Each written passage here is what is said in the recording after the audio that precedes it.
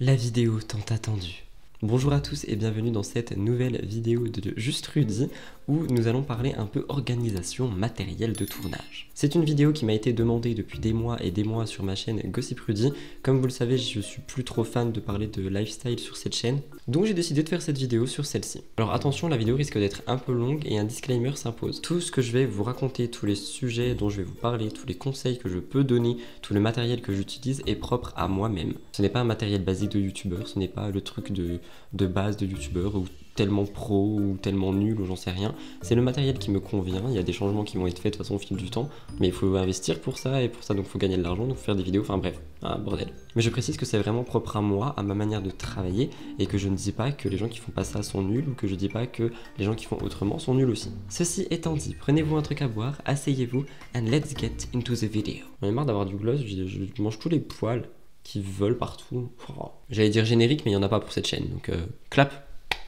Cette vidéo va être scindée en plusieurs parties. Il y aura une partie sur travail et organisation, une partie sur les vidéos ou les STT, une partie sur les tournages, une partie sur les montages, le matériel, l'entreprise et ensuite vos questions. Sans plus tarder, let's go!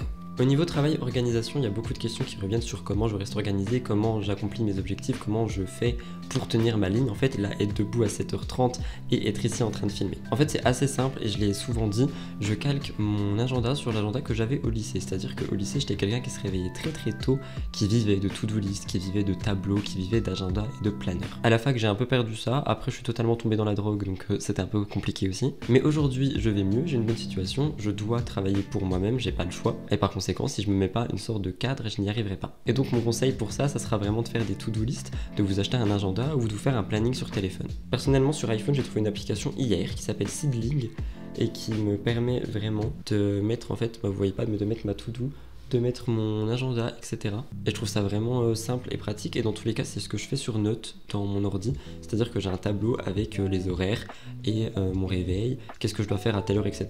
Et je pense que c'est comme ça que j'arrive à rester organisé. Deuxième point sur lequel je veux revenir, les pauses, parce que beaucoup de gens me disent mais Rudy tu dors jamais, tu te lèves à 7h, tu te couches à minuit, tu ne t'arrêtes jamais. Je m'arrête souvent, genre là vous voyez les 7h34, je vais finir cette vidéo, à 8h je vais faire une pause, puisque j'ai commencé vers 6h30, 7h et ça va être que tournage, donc à 8h c'est une pause, après je retravaille de 9h à midi par exemple, à midi je mange, donc c'est une pause, je recommence à 14h, à 15h il y a une pause et ma journée se termine à 17h. Je pense que les journées vous paraissent longues par rapport à moi, dans le sens où vous me voyez très tôt le matin et que quand ma journée est finie, je suis toujours là parce qu'il y a les commentaires, il y a les machins, il y a les bidules. Donc pour vous, je m'arrête pas, mais moi je considère pas les commentaires, etc. comme du travail à proprement parler. C'est vraiment le seul truc cool où on échange, etc. Donc pour moi, c'est pas du taf. Et je pense qu'il y a ça aussi qui aide, c'est que je considère vraiment YouTube comme un travail, mais genre comme un travail lambda, j'ai envie de dire, et que il y a un cadre et des horaires à respecter. Dernier point organisation, avant-dernier point organisation plutôt, qui va être comment je fais pour gérer tous les contenus que je fais. Donc Twitch, Crossing Rudy, Juste Rudy, Gossip Rudy, la chaîne horreur, etc. etc. En fait c'est assez simple, mes journées sont scindées par type de contenu. C'est-à-dire que là par exemple j'essaye une nouvelle organisation pour cette semaine. Je veux condenser tous mes tournages du mois cette semaine, au début de la semaine si possible. Donc tourner, filmer, tourner, filmer, tourner, filmer. Mais par jour par exemple, là on est lundi, je vais me concentrer sur Gossip Rudy, Juste Rudy et Crossing Rudy. Pourquoi? Parce que j'ai une perruque. Demain je me concentrerai beaucoup plus sur Murders Explained. Après-demain peut-être sur des TikTok ou des photos. Je sais pas si vous voyez un peu où je veux en venir. Et enfin, ça c'est un point et un conseil que je veux préciser pour les personnes qui commencent le contenu. Si vous avez une organisation un peu similaire à la mienne, que vous aimez vraiment travailler tôt le matin, vous arrêtez assez peu ou quoi que ce soit, tout en vous arrêtant le soir évidemment, je veux insister sur le point qu'il faut garder votre créativité. Donc gardez votre créativité, gardez le lien avec vos abonnés dans les commentaires, gardez le fait de faire des photos par exemple, vos trucs de montage, enfin gardez vos trucs qui font que vous allez créer votre identité en fait. Parce qu'il y a beaucoup de gens qui vont se mettre à filmer en mode usine et qui vont totalement délaisser la partie création, la partie machin, la partie truc, et je trouve que c'est un point des plus importants sur YouTube. On va maintenant passer à la conception d'une vidéo. Le premier point va être le sujet. Donc le sujet il vient soit de moi, soit de vous en fait, soit de vos recommandations ou des choses qui se passent. Donc c'est des actualités, qu'est-ce qui se passe en tendance, est-ce que ça vaut le coup d'en parler ou pas. Suite à la recherche du sujet, il y a les recherches en fait sur la vidéo en question. Donc suivant la vidéo ça peut être plus ou moins long, il peut y avoir plus ou moins de sources Et c'est à partir de ces sources qu'un script va être fait. Chez moi, il y a deux types de scripts bien distincts. Il y a les scripts actu et il y a les scripts STT pur et dur. Pour les scripts actu, généralement, il n'y a pas vraiment de script à proprement parler. Je vous explique, je vais trouver une actualité et vu que je me veux être chroniqueur autoproclamé, ce que je fais, c'est que je vais noter des petits points par rapport à cette actualité sur une feuille que je vais ensuite re-ranger. Enfin, je dis sur une feuille, mais ça peut aussi être sur mon tel, mais bref, des petits points que je vais ensuite re-ranger, de manière à savoir un peu où aller. Mais en soi, quand je filme une actualité, j'ai juste une petite note avec des petits points, et je sais à peu près où je vais, parce que le but, c'est vraiment de créer une sorte de discussion. A contrario, une STT pure et dure, par exemple, je pense à celle de Bella Thorne que je viens de vous monter, il y a un script bien défini, avec des petits points, elle a fait ça à telle date, elle a fait ça à telle date, elle a fait ça à telle date, de manière à pas trop m'éparpiller, de manière à pas trop dire n'importe quoi, parce que maintenant, on n'est plus que 200 à me suivre. Donc c'est vraiment pour rendre les épisodes de Spill the Tea le plus professionnel possible. Et ensuite, je tiens à préciser aussi que dans mes scripts, s'il y a des choses qui ne sont pas mises ou quoi que ce soit, c'est parce que je n'ai pas envie d'en parler, ou alors oui, ça peut être un oubli, c'est vrai, ça m'arrive aussi. Mais quand vous voyez que dans une vidéo, il y a un gros point qui n'a pas été abordé, c'est pas que je l'ai oublié, c'est que soit je l'ai pas vu comme Studio Bubble Tea, ou soit j'ai décidé de ne pas en parler volontairement. Ensuite, il va y avoir tout ce qui est tournage, montage, des rushs, miniatures, mise en ligne, story. Donc ça, c'est vraiment la partie montage en fait. On va y revenir juste après. Concernant la partie tournage, déjà généralement il n'y a pas un tournage mais plusieurs par jour, sinon je ne pourrais pas tenir. Et que ça soit Murders Explain, Just Rudy, Crossing Rudy, les vidéos sont souvent filmées par pair ou voire par deux pairs. Donc croyez-moi, après les tournages, je suis mort et c'est d'ailleurs pour ça qu'il me faut des pauses. Mais plus j'en filme en fait et mieux c'est, du moins au début du mois, début de semaine. Dans des vidéos il y a du make-up, dans des vidéos il n'y a pas de make-up. Comme vous le voyez aujourd'hui c'est très frais parce que là j'en profite, c'est l'été et j'aime bien ne pas trop me maquiller. Mais attention, par exemple sur une grosse vidéo comme Emma Cake-up, je sais pas si elle est sortie, j'ai un make-up sur des vidéos où j'estime devoir être un peu plus pompette, tu vois. Pompette. Oui, je bois de l'alcool pendant mes vidéos, bien sûr. Un peu plus pépette, comment on dit, poupette, je sais plus là, tu sais, quand j'ai pris soin de moi quoi. Mais il y a des vidéos où j'aime bien avoir ce petit air princier, très tiré et tout, où il y en a d'autres où j'en ai strictement rien à faire et je vous blablate ma vie. Ensuite, il y a tout ce qui va être installation, donc ça je l'ai déjà montré dans 2-3 vlogs. Il y a le micro qui est ici, l'ordi, il faut tout brancher, la caméra, la ring light, les lumières derrière. Généralement, je range ce bar, sauf qu'en blue et à proximité. Prendre une petite boisson parce que bah, mine de rien. Et là, c'est pas du tout l'exemple, mais généralement, j'essaie de faire en sorte que l'espace sur lequel je filme est, soit très rangé, très clean. Là, c'est pas du tout le cas, je vous le dis. Ensuite, il y a tout ce qui va être test micro. Donc le micro, est-ce qu'il fonctionne? Il va y avoir tout ce qui est test couleur à la caméra, test éclairage, test de moi, est-ce que je suis bien cadré, est-ce que le focus est bien fait, etc. Ensuite, ça part en re-recording, donc en tournage, et en clap, c'est-à-dire que moi aussi, comme Amixem, je clap pour synchroniser mon son. Et après, bah, ça part en tournage, et puis voilà quoi, et j'utilise mon script comme support. Au niveau du montage, il va se passer plusieurs étapes. Je finis ma vidéo, je mets ma carte SD dans mon ordi. Je vais faire ce qu'on appelle un dérush. Donc je vais prendre mes rushs, je vais les mettre sur mon logiciel. Je vais prendre mon son, je vais le mettre en synchronisation avec les rushs, et ça pour moi c'est dérusher. Suite à quoi il y a le pré-cut. Donc le pré-cut c'est enlever vraiment tous les blancs, toutes les erreurs qu'on peut remarquer assez facilement. C'est ce qui va aussi me permettre de placer mes titres, de commencer à me dire cette partie va être composée de telle image, ou cette partie va être plus grosse que celle-là, est-ce qu'il faut pas que je déplace les titres, patati patata. Après ça il y a les vrais cuts, donc là j'écoute et je cut pour savoir ce que je dois garder, ce que je dois pas garder. Et suite à tout ça, donc suite au deuxième cut, il y a le placement des effets, donc les zooms, les dézooms, les zooms vite, les dézooms vite, les petits trucs, les machins, les bidules. Il y a aussi les textes, les transitions, le son, tout ce qui va être vraiment créatif. C'est là que je vais pouvoir sortir mes idées au maximum, c'est-à-dire que quand j'entends un truc, je me dis « Ah, là je veux mettre ça, vas-y je le mets », là je veux mettre ça, vas-y je le mets, et en fait, ma manière de travailler, désolé si elle déplaît, mais c'est comme ça, genre dès que je vois et que j'entends un truc et que je me dis « Ah, je peux bondir là-dessus ou rebondir là-dessus, rajouter une voix off ou pas, ou oui ou non », je le fais en fait. Quand j'ai le temps, je le fais. Quand j'ai pas le temps, bah, c'est juste des STT basiques qui me demandent quand même beaucoup de temps. Au niveau du matériel, je vous ai fait une liste et je vais juste vous dire tout ce que j'ai et si je trouve ça utile ou non. Caméra, j'ai la Canon G7X Mark II qui était ma caméra de vlog mais qui au final me sert très bien pour filmer. Si vous avez un iPhone, sans vous mentir, mon vlog à Paris est d'une excellente qualité, il a été filmé à l'iPhone. J'ai aussi une webcam évidemment pour les vidéos gaming, pour Twitch, etc. C'est une webcam de la marque Trust que j'ai payée à Micromania, moins de 30 €. Niveau lumière, j'ai une ring light, celle-ci, j'ai une petite ring light pour en haut les lives, j'ai deux lampes parapluies pour en haut les lives et les vidéos gaming. J'ai aussi deux sortes de néons que j'ai acheté à Action qui font de la couleur, qui vont permettre d'avoir un fond coloré. J'ai un Mac 2020 Pro pour faire les montages, faire mes miniatures, enfin travailler dessus quoi. J'ai un iPhone pour continuer de travailler et sans vous mentir, depuis que j'en ai un, ça m'a changé la vie. Mais après je parle encore une fois uniquement du travail, hein. Si je travaillais pas sur internet, inutile. J'ai ce fameux micro, j'ai un micro cravate, enfin une double paire micro-cravate, c'était pour Murders Explained. Et j'ai plusieurs trépieds, j'ai ce trépied de la caméra, j'ai un autre petit trépied. Et en vrai au niveau du matériel ça va juste me suffire, ceci. Donc je vous mettrai le matériel que je peux retrouver en barre d'infos. Je sais que les ring lights sont plus dispo, mais il y a plein de trucs qu'on peut retrouver assez facilement. Et franchement j'ai pas pris des trucs super haut de gamme ou quoi que ce soit, et ça me fait très bien l'affaire. Au niveau des logiciels, parce que ça c'est un truc qui revient souvent, je monte sur Premiere Pro, je fais mes miniatures sur Photoshop. Donc comme vous le voyez je suis vraiment dans la team Adobe. Ou Adobe, ça dépend comment tu le dis. Ce sont des logiciels très compliqués à prendre en main, ils sont vraiment très compliqué à prendre en main. Il y a beaucoup de youtubeurs maintenant qui arrivent à monter beaucoup plus facilement avec Final Cut ou ce genre de choses où tu as vraiment juste à côté, tout supprime, tes zooms ils sont déjà là, tu as déjà des effets couleurs et tout.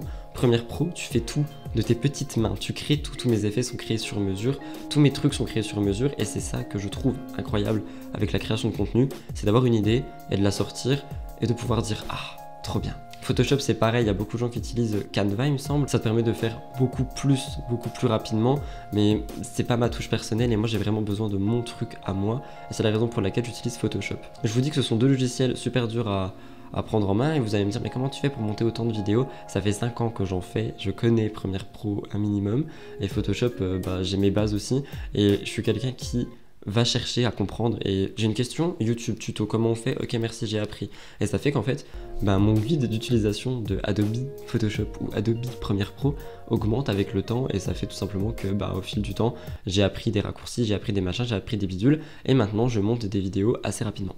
C'était donc tout pour la partie je vous présente mes choses, mes machins, mes bidules. Nous allons maintenant passer à la partie FAQ de cette vidéo. Alors j'ai quand même reçu pas mal de questions, je vais vous dire ça. Conseil pour les vidéos, être vous-même, soyez frais, soyez peps, essayez pas de créer un rôle, essayez pas de créer une image lisse ou peu importe, soyez juste vous-même. S'il y a du mascara qui tombe, un cheveu qui te dépasse, mais qu'est-ce qu'on s'en fout, soyez vous-même, surtout si vous voulez faire du lifestyle. Ton fond de teint préféré du moment? Celui-ci, Action Max & More, le meilleur. Logiciel photo, alors j'en ai pas mal comme je vous ai dit, j'ai Photoshop, j'utilise aussi énormément Lightroom, j'utilise Facetune pour mettre des détails dans mes yeux ou pour reflouter ici, généralement quand je suis vraiment trop violet après les tournages. Sinon j'utilise Snapseed aussi qui va me permettre de corriger des trucs un peu plus localement. Et j'utilise évidemment Unum qui est une sorte de planeur en fait de tes futurs posts. Combien gagnes-tu par mois? Alors ça c'est en train de revenir tout le temps et je ne comprenais pas cette question. Et en fait dès que tu commences un peu à avoir des vues ou à dire que tu en vis, la question du salaire revient tout le temps. Alors, je vais pas vous mentir, je gagne ma vie grâce à YouTube. Attention.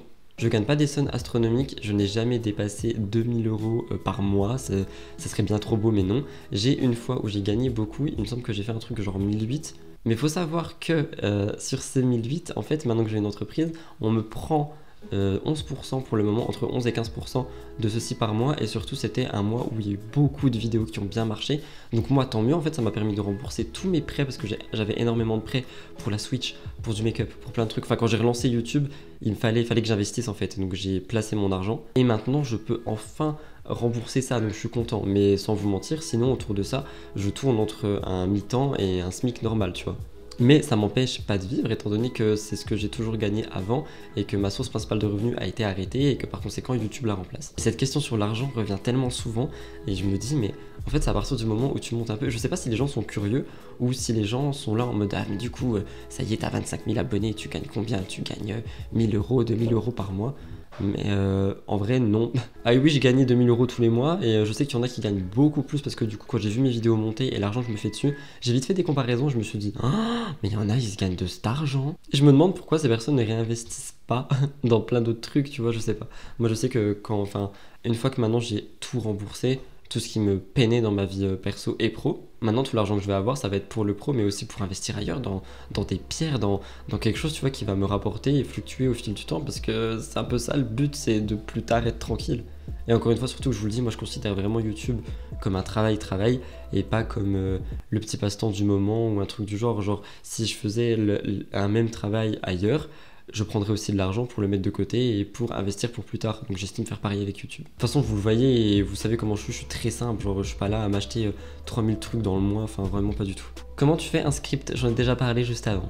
Défaut du métier, l'exposition médiatique, j'ai envie de vous dire, je pense. Parce que déjà tu parais hypocrite quand tu dis que tu ne veux pas forcément avoir eu des abonnés de ouf. Tu parais hypocrite quand tu dis que tu veux juste être là dans ton coin, même si tu parles de drama et d'actualité. Donc j'ai envie de dire, les défauts du métier, c'est on m'a dit que, m'as-tu vu que, truc que, enfin tout ce qui gravite autour et qui pue et tout ce qui est rumeur et gossip et tout ça. Et tout ça est dû à l'exposition, donc je pense que le principal défaut du métier, selon moi encore, selon mon regard, ça va être l'exposition. Parce que tout ce qui va être haters et maintenant drama, polémique, tout ça, j'ai appris à le gérer à mes dépens, mais j'ai appris à le gérer, donc ça va vraiment être tout ce qui... Je sais pas, tout ce qui va toucher à l'exposition en mode...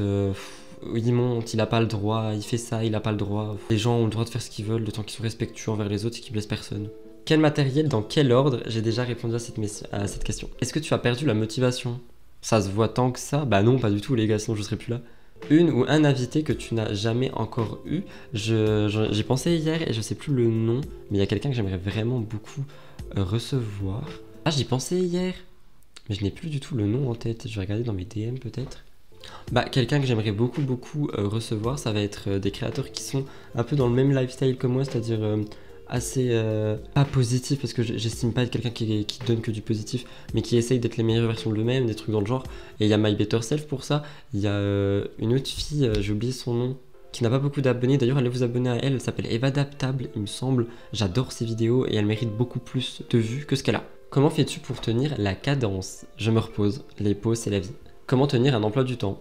Ben, en fait, ça c'est une question qui me revenait déjà à la fac aussi. Je vais éternuer. Pardon. Mais à la fac, on me demandait déjà comment tu fais pour tenir ton emploi du temps et te dire à 10h tu vas à la BU, à 14h tu révises tel cours et machin. Mais en fait, je sais pas, je me dis que dans tous les cas ça doit être fait. Donc autant que ça soit rangé comme moi, j'aime bien que ça soit rangé et que je le fasse à des moments où j'ai envie de le faire. Ça fera peut-être moins chier mon cerveau, tu vois, je sais pas. Est-ce que tu as des inspirations? Quand je faisais énormément de vlogs, mon inspiration première était Lena Situation. Depuis, elle est beaucoup trop absente sur YouTube pour que je sois motivé par elle à refaire des vlogs. Donc je dirais pas que j'ai vraiment d'inspiration, surtout que mon contenu est vraiment propre à moi-même, je trouve. Après, si je dois dire que je m'inspire de quelqu'un, bah je sais pas en fait. Non, je pense que mon contenu est vraiment de moi et que si j'ai des inspirations style design et tout, ça va vraiment être sur Pinterest en fait. Genre mes inspirations elles vont venir d'ailleurs que de YouTube. Parce que les sujets, maintenant, j'ai extrêmement peur de parler de sujets similaires vus ailleurs parce que tout le monde crie. Et je parle pas forcément en visant des gens, mais genre même en général, je vois d'autres créateurs qui se font insulter de plagiat pour des trucs, mais je suis là, mais wesh. Et beaucoup de gens ont le mot plagiat facile, tout comme beaucoup de gens ont la critique facile et la haine facile depuis quelques mois, j'ai envie de vous dire. Donc c'est pour ça que j'estime pas avoir d'inspiration, à part Pinterest, genre quand j'ai envie de changer de design, de création, d'univers en fait artistique, je vais voir un peu ce qui se fait ailleurs, mais vraiment sur Pinterest. Au niveau des couleurs, par exemple, là quand j'ai tout changé pour les nuages sur Gossip Rudy, et la vidéo organisation va sortir 6 mois plus tard, mais c'est pas grave. Bah, j'ai été inspiré de Pinterest, etc. Mais sinon... rien. Où achètes-tu tes perruques? Pour l'instant, Amazon, j'essaye de trouver un magasin proche d'ici avec des vrais cheveux parce que j'aimerais bien avoir une énorme perruque à cheveux humains, bouclée as fuck, mais je peux pas pour le moment. Équipement et logiciel minimum pour filmer et éditer. Minimum, tu peux tout faire avec ton téléphone, il y a des logiciels de montage là-dessus, tu peux filmer avec ton téléphone. Mon vlog, c'est ce que j'ai fait et c'est ce que je faisais aussi avant pour la plupart des vlogs. Et en vrai, ça fait l'affaire de ouf. Comment fais-tu pour avoir une vie perso? L'avantage de travailler de chez moi est que ma vie perso est aussi mêlée à ma vie pro. Il y a beaucoup de gens que ça dérange, moi je trouve que ça me dérange pas. Je préfère me lever plus tôt chez moi et me dire ah vas-y filme maintenant, après c'est réglé, à 9h tu vas voir Blue et machin, après tu vas t'occuper de la maison, dès que tu t'ennuies tu reprends le taf. Enfin moi c'est comme ça que je vois les choses et c'est comme ça que j'estime avoir une vie perso. Et aussi comme vous l'avez remarqué, je suis quelqu'un qui prend beaucoup d'avance, donc si là mon copain se réveille en panique en me disant oh mon dieu faut qu'on bouge, faut qu'on aille je sais pas à 40 km, 80 km, je peux lui dire ok pas de souci, j'ai des vidéos filmées, je prends mon ordi et je fais mon montage. Donc en fait encore une fois tout est question d'organisation. Comment et quand ouvrir une chaîne? Bah quand tu veux et comment, suffit d'aller sur YouTube, mais en vrai il n'y a pas vraiment de moment ou quoi que ce soit. Tu dors quand? Je dors la nuit, entre 23h30 et minuit, je vais me coucher. Quand publier? Ça c'est une question aussi que avant je me posais, donc quand publier et quand ouvrir une chaîne, mais en fait il n'y a pas de réponse à ces questions. Par exemple la chaîne Gossip Rudy, je l'avais depuis 1000 ans et elle s'appelait pas du tout comme ça, j'ai rechangé le nom et il y a eu plus de vie dessus. Dès que j'ai reposté une vidéo, bam, elle a explosé.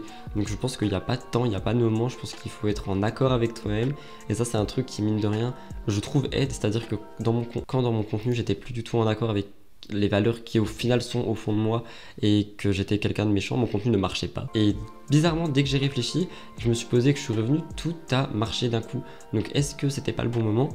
Est-ce que l'énergie que tu mets va faire que oui ou non ça va plus t'avancer? J'en sais rien, mais je pense pas qu'il y ait des moments clés pour poster.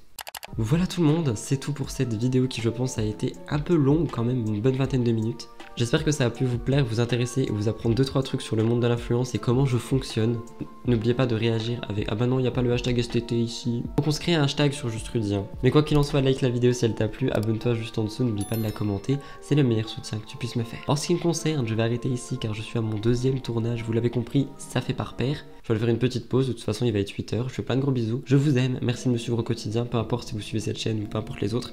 Mais merci d'être là, je fais plein de gros bisous, c'est grâce à vous que je peux continuer quoi. Love you guys!